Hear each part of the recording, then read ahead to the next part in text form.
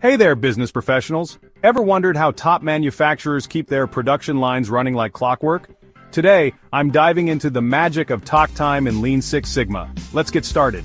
Takt time helps you maintain a steady workflow to meet customer demand without overproduction or delays.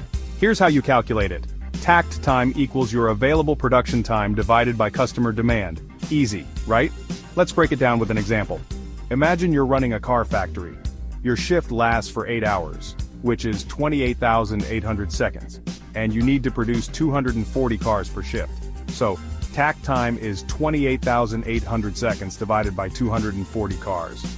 That gives us a takt time of 120 seconds per car. Now, what does this mean for you?